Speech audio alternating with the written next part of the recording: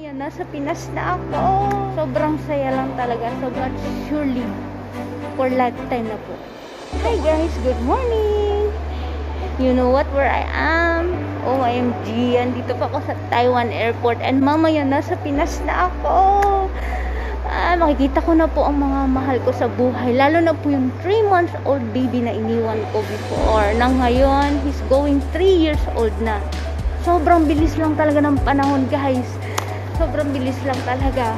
Sobrang saya lang kasi makakauwi na po ako. At not only that, for good na talaga sa Pinas.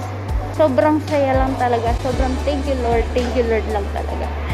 Alam niyo guys, I want to share something to you. Kung bakit uwi na ako for good. At sobrang laki na naitulong sa akin ito.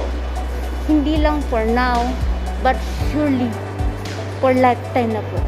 Itong online na business na to na minsan lang na sinubok ko sa simpleng how lang nag-iba ang takbo ng buhay ko.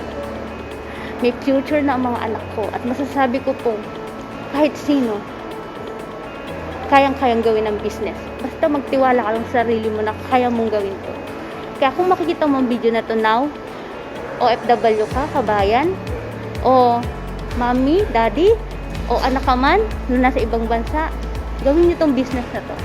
I'm willing to guide you, to teach you.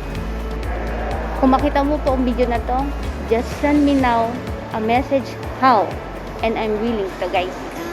Okay guys, see you there in Pinas. See you soon Pinas.